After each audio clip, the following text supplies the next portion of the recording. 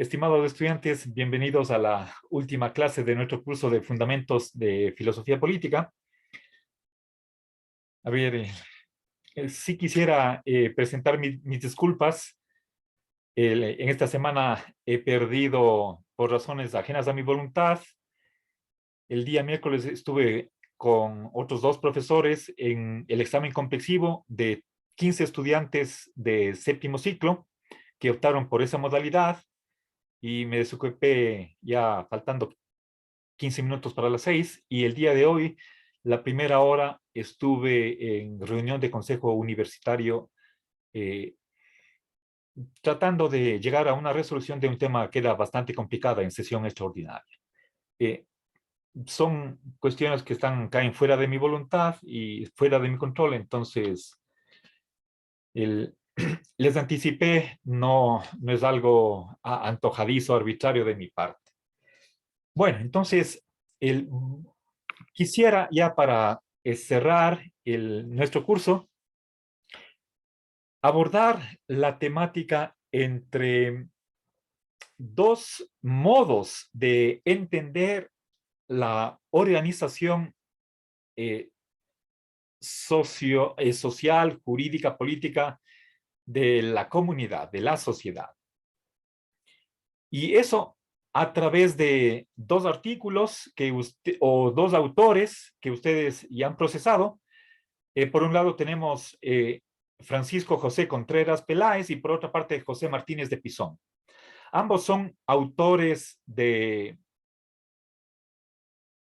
libros que caen totalmente dentro del ámbito de la filosofía política.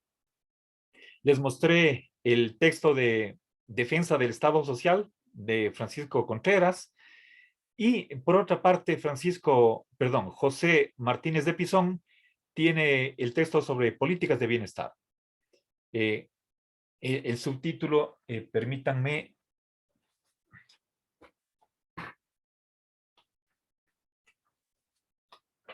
un estudio sobre los derechos sociales. A ver, les cuento que en la evolución posterior de Francisco Contreras, parece que se alejó de esta perspectiva de su tesis de doctorado. Bueno, creo que normalmente todos evolucionamos, se presentan cambios, puede ser por autocrítica, reconsideración. Nuestro pensamiento no es estático. En todo caso, creo que más que referirnos al autor, deberíamos referirnos al texto concreto. Si no estoy mal, es un texto, a ver, déjenme ver si tengo aquí el año.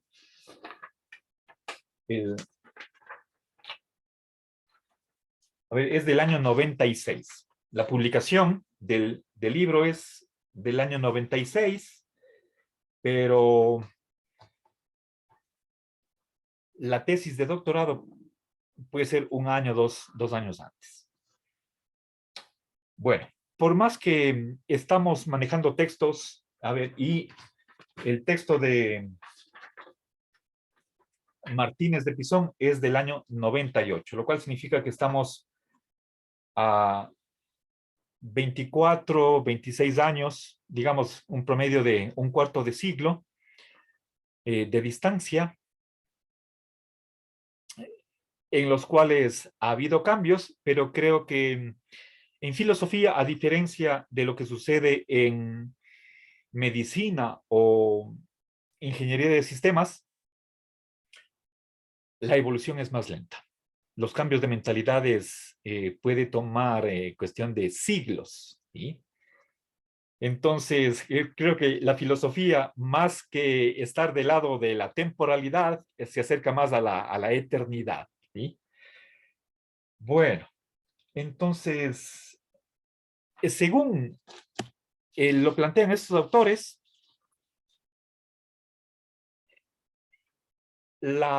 la polémica sería entre neoliberalismo y por otra parte socialismo. Entonces voy a dividir el pizarrón en dos, una columna a la izquierda para la una corriente y la otra mitad para la segunda.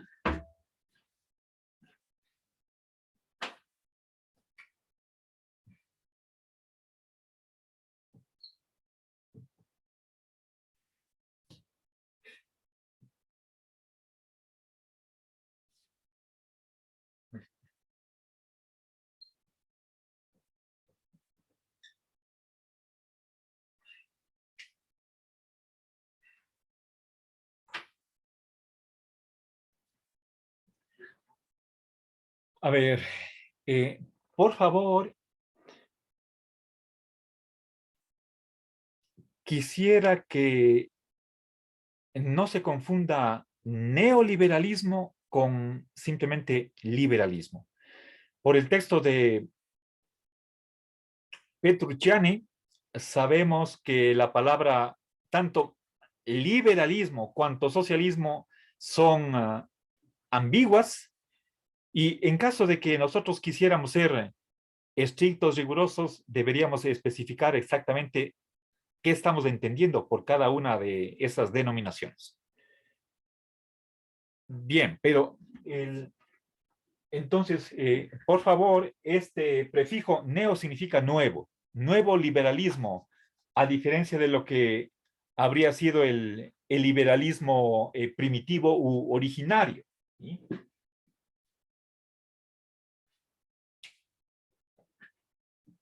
Bien. Y el enfoque que presentan ambos autores, tanto Martínez de Pisón cuanto Francisco Contreras, es sistemático. Por supuesto, tienen elementos o referencias a autores de siglos pasados. Sin embargo, la discusión pretende ser contemporánea, de finales de la última década del siglo XX. Eso para nosotros ya es historia y para ustedes es un tiempo antes de su nacimiento, entonces todavía mucho más patente que estamos ante textos que tienen su cierta edad, pero no por ello han perdido su vigencia, su actualidad. Bien, ahora veamos brevísimamente, algunas de las ideas que están detrás de cada una de estas corrientes. Recuerden, lastimosamente, hemos perdido la oportunidad como para poder decir algo sobre el anarquismo, que argumenta a favor de la desaparición del Estado. Esa corriente habría sido el punto de partida para esta última subtemática, es decir, hubiéramos tenido el desafío de dar una respuesta al anarquismo que da argumentos a favor de que cualquier Estado, por mínimo que sea, por más chiquito, es ilegítimo, viola los derechos.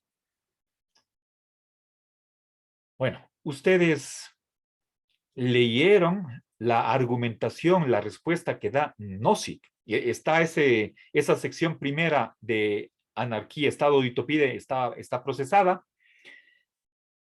Yo lastimosamente no me referí a él, pero ahí tienen ustedes una visión de los problemas con los que tiene que haberse la filosofía política y que debía ser un paso previo antes de pasar a otro problema que es el de básicamente qué funciones tiene que hacer el Estado. ¿Sí? Entonces, la posición del neoliberalismo, por supuesto, se basa en una visión del hombre, de la sociedad, de los valores, de los derechos, y sobre todo eso se monta una visión política del Estado, de la organización de la convivencia social. Entonces, veamos, por ejemplo, el, la cuestión de la libertad. Ustedes, eh, bueno, voy a presentar información, no toda la cual está en los artículos que ustedes leyeron, pero sí pertenece a estos dos autores que estoy sintetizando en esta obra, ¿sí? Contreras y Martínez de Pisón.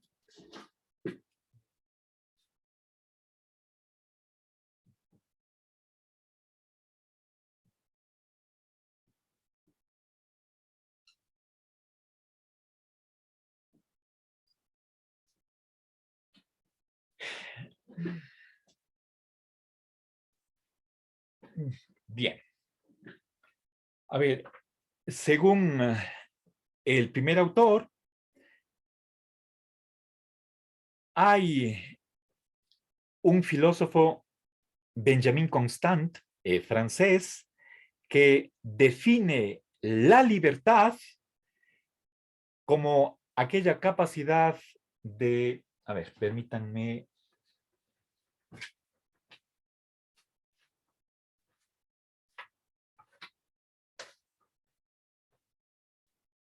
Les voy a leer cita textual. Dice, entendemos por libertad el derecho de disponer de su propiedad y aún, es decir, bueno, está con tilde, pero eso es un error tipográfico, abusar de ella si se quiere. ¿Sí? Eso es Benjamin Constant.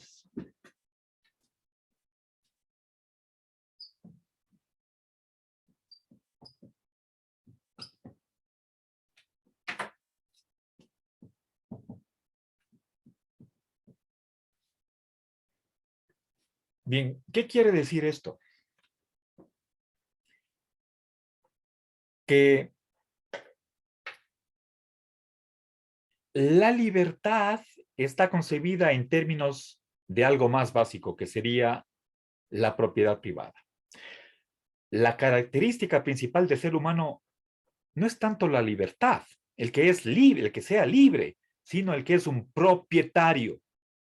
Esa es la noción básica, la noción última en la que están pensando los neoliberales.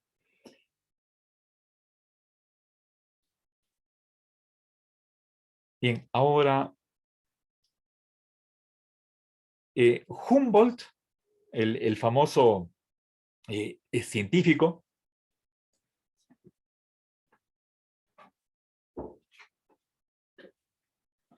perdón,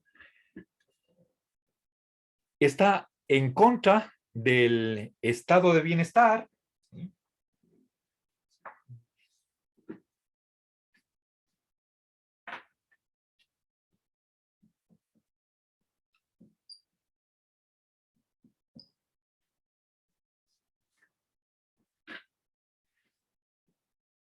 ¿Ves? Wilhelm von Humboldt, a ver si no estoy mal, es Guillermo de Humboldt, ¿sí? Contra el estado de bienestar, ¿sí?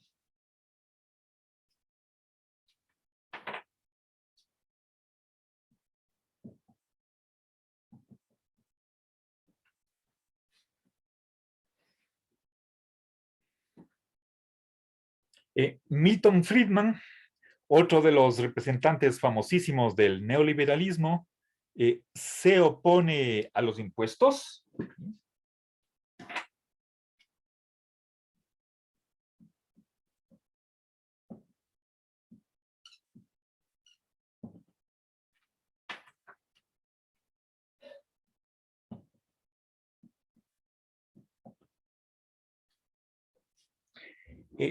Y hemos visto la argumentación, la motivación para este rechazo.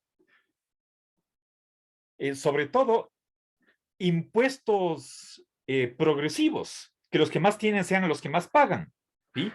Más bien sería todo lo contrario, que tratar de que los más ricos paguen menos. Ese es el ideal. Y de ser posible, si no pudieran pagar nada, sería el fantástico, ¿sí? Y finalmente, ¿cuál es, bueno, cuál es el fin del Estado? Es simplemente los fines de los individuos.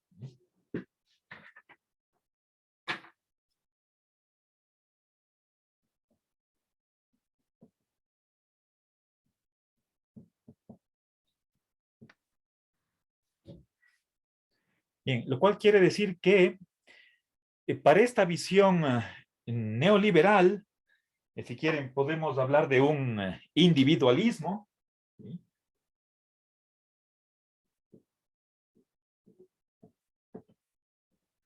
No hay fines colectivos de carácter nacional, de la socialidad como un todo. Entonces, lo único que tiene que velar el Estado son los bienes de los individuos, ¿sí? Bien, ahora, el Estado, por supuesto, tiene que proteger derechos, pero ¿qué derechos? Principalmente los derechos de libertad, y eso significa derechos negativos, ¿sí?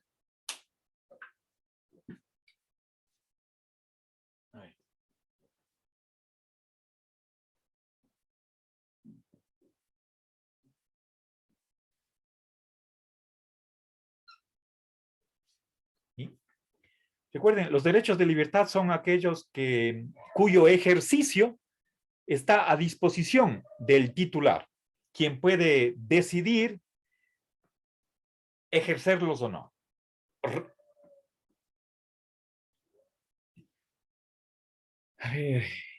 ejecutarlos o renunciar a ellos. Ese tipo de derechos de libertad, y que además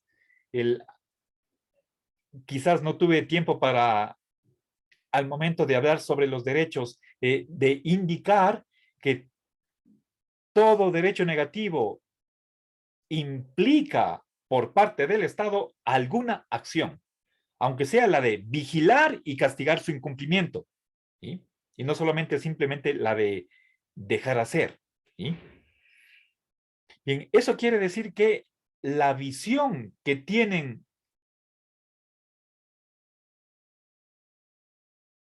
la visión,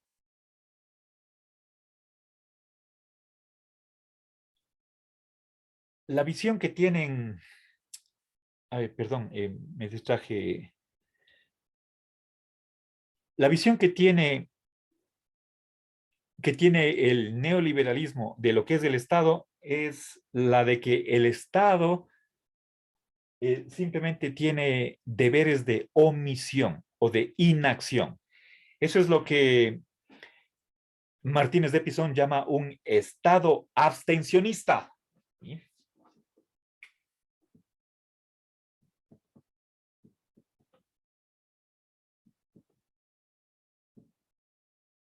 Un Estado que se abstiene de hacer cosas, que no interviene en la economía, en servicios públicos, ¿sí? El que no hace nada que esté más allá de la paz, la seguridad y el orden. Con policía, cárceles y jueces, estamos bien. Bien. Eso es también lo que Martínez de Pisón llama un Estado liberal. Bueno, ahí en ese punto yo creo que habría que corregir la denominación. Creo que no desconozco que tal vez algunos liberales puedan haber sostenido y defendido un Estado mínimo, pero no generalicemos, no digamos todos los liberales o el liberalismo está de acuerdo con el Estado mínimo. Los neoliberales sí. Bien, ahora, eh, en esta visión, si es que se rechaza el estado de bienestar, entonces eso entra en conflicto con la solidaridad, ¿sí? A ver, eh,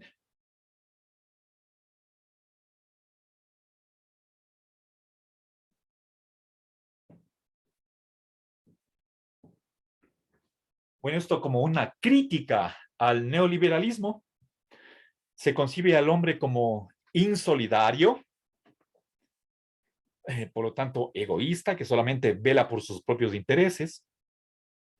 Si es que se está en contra de el estado de bienestar, eso quiere decir que también se van a ver perjudicados los derechos sociales.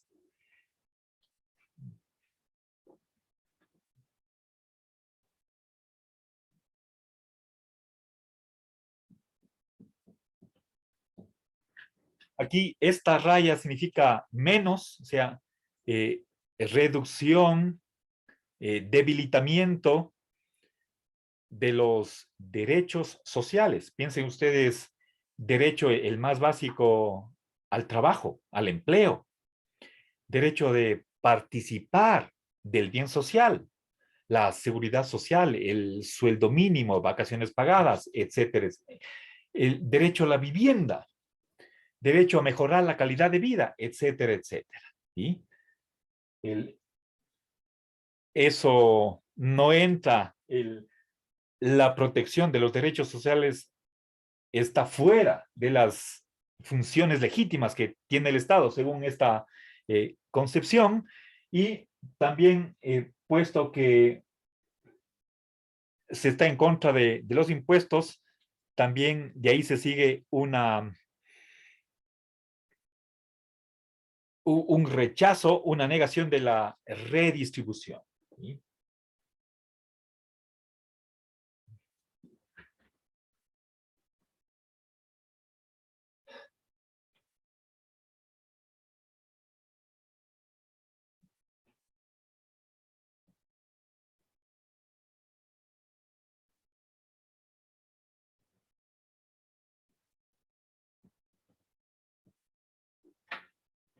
Bien, ya. Ahora sí, a ver, veamos por otra parte, en los pocos minutos que me queda, cuáles son algunas de las propuestas que hace el socialismo. A ver, y creo que de estos dos autores, con quien personalmente yo el más me inclino, es con el segundo, Martínez de Pisón, puesto que defiende tesis que personalmente yo sí acepto. A ver, veamos, por ejemplo, empecemos por la cuestión de los valores. ¿Qué valores se tratan de implementar en el ordenamiento jurídico para que sirvan de base para la acción política del Estado?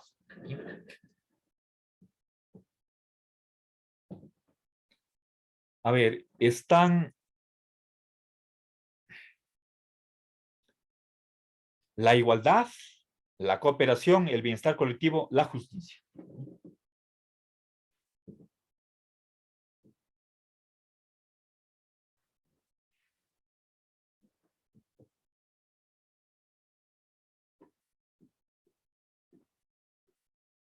Bien, yo personalmente añadiría bien común, ¿sí? Pero no estoy exponiendo mi punto de vista personal, sino el de estos dos autores que ustedes han procesado. ¿Qué más? Mm, Veamos derechos, ¿sí? Estoy recapitulando elementos que hemos visto anteriormente a lo largo de nuestro curso.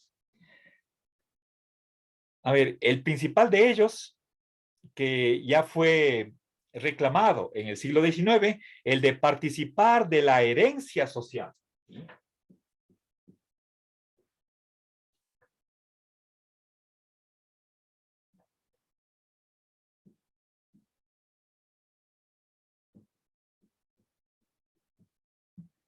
Bien, nuevamente estoy respetando el modo de expresión de estos dos autores y nosotros vimos que existe un derecho de participar de lo que produce la sociedad, del producto social, participar del bien común. Pero no quiero mezclar mi visión personal con y endilgar ese pensamiento al, al de los autores que estoy exponiendo. Bien, ahora veamos directamente cómo los derechos sociales exigen una determinada política. Derechos sociales. Si acá se hablaba de derechos de libertad, por ejemplo, los civiles y políticos. Acá son derechos sociales.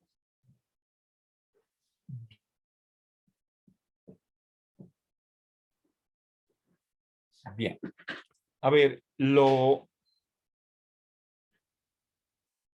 antes de avanzar, hay una tesis que sí quiero remarcar o en la cual quiero insistir, y es algo que ya vimos en una de las clases anteriores, la existencia de derechos positivos acarrea una obligación positiva en el Estado. ¿Sí? Eso está en Martínez de Pisón.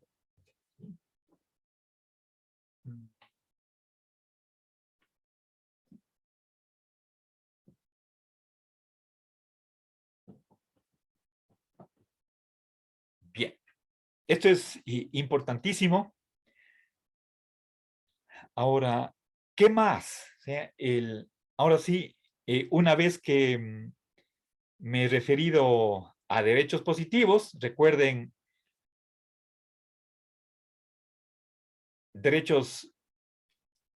los derechos positivos de parte del titular acarrea en el respondente, que son los demás particulares, el Estado, la sociedad e incluso la comunidad internacional, es decir, todos. Ese es el respondente tiene una obligación de hacer, prestar, dar. ¿Sí? Y por lo tanto, el Estado como representante de la sociedad tiene que hacer algo. ¿Qué cosa, por ejemplo? Tiene que dar prestaciones sociales, es decir, servicios públicos. ¿Sí? Eh,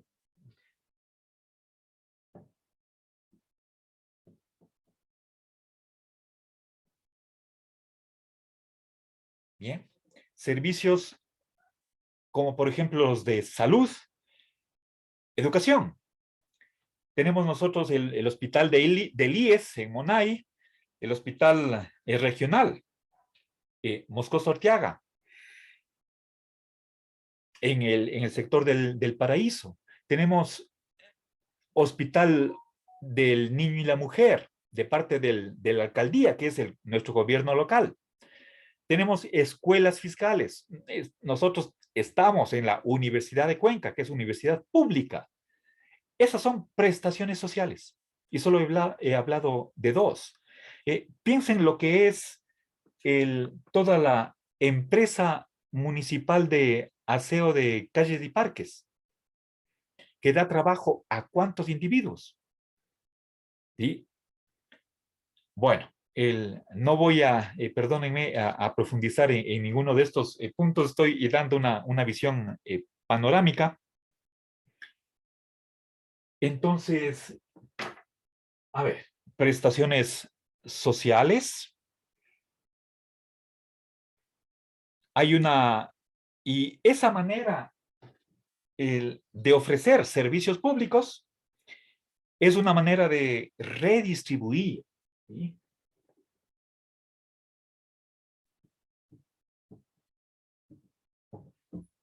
Lo contrario de lo que está en el neoliberalismo, ¿sí? Acá se insiste en esa redistribución. El fin último es el de reducir la desigualdad, ¿sí?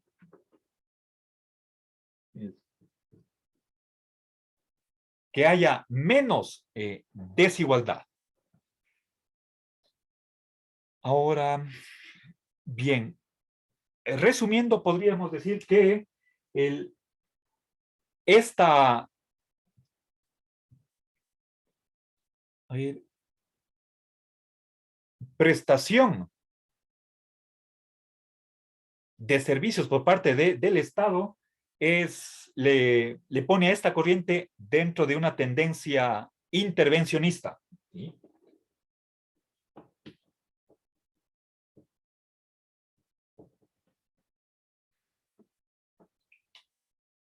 A ver, uno de los principales servicios públicos es el de la seguridad social, ¿sí?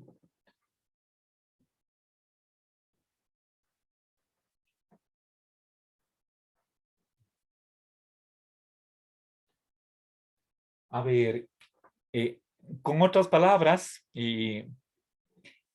estamos, y esto es sobre todo el pensamiento de Martínez de Pisón, los derechos sociales exigen, demandan o acarrean, implican un estado de bienestar, ¿sí?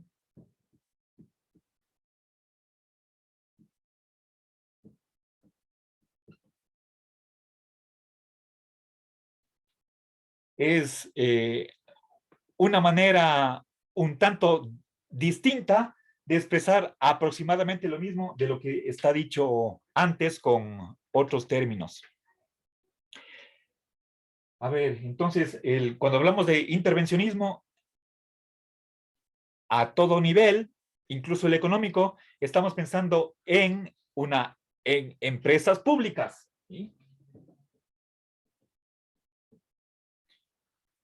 En vez de dejar que sea la empresa privada, el mercado libre, el que ofrezca bienes y servicios, el Estado también es un actor económico que va a tener sus propias empresas productivas. Les he mencionado antes, por ejemplo, empresas de producción de alimentos, de transporte, etcétera, etcétera. A ver, ¿qué más? Creo que aquí me faltó indicar la solidaridad, ¿sí?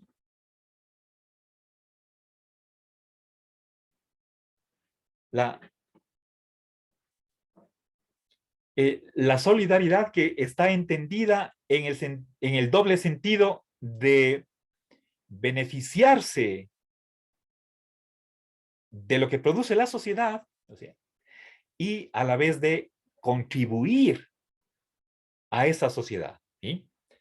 Recuerden esa frase de uno para todos, ¿sí? Eso es la cuestión del deber para con los demás, y todos para uno, el beneficiarse de los demás. Pero eso es algo mutuo, recíproco, ¿sí? Entonces,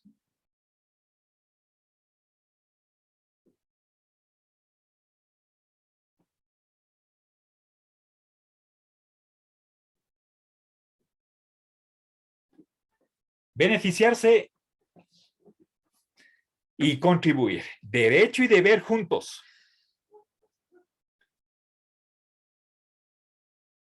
A ver, entonces, a diferencia de lo que es el individualismo del neoliberalismo, acá se insiste que el Estado tiene que estar a favor del bien de la sociedad, ¿sí?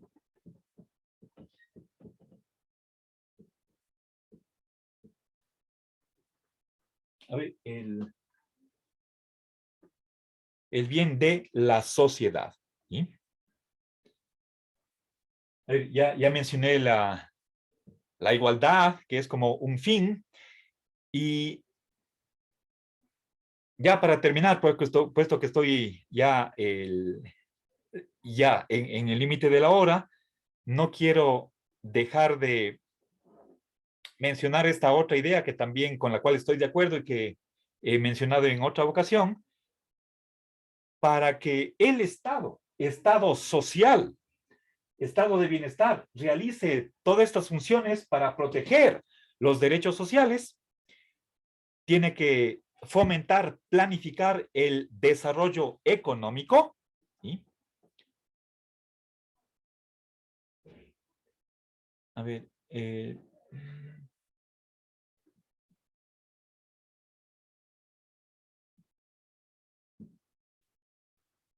el desarrollo económico es el que va a permitir, posibilitar, facilitar el bienestar general, ¿sí?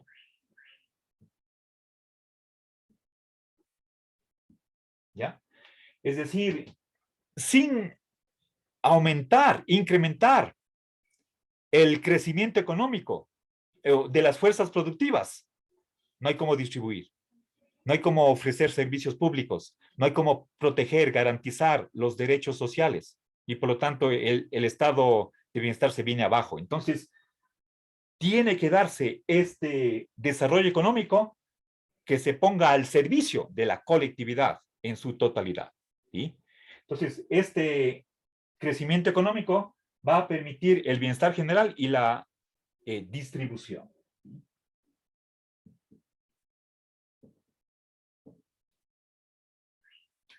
Bueno.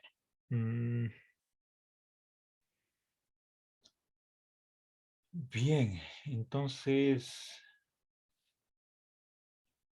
bueno, estimados estudiantes, no quiero robarles más tiempo. Me hubiera gustado poder ahondar mucho más en esta polémica, ver desde el punto de vista neoliberal qué tiene de malo esta manera de considerar la política estatal y ver qué respuestas se dan. Pero eh, lo único que he logrado es lanzarles unas ideas que son importantísimas, centrales en cada una de estas dos tendencias y con eso hacer una primera aproximación o delinear un boceto para que ustedes puedan identificar las diferencias entre lo que es el neoliberalismo y por otra parte una visión que pretende superar los defectos, las fallas, las ineficiencias o deficiencias de esta visión de filosofía política. Entonces, con eso termino el curso y les agradezco. ¿Sí?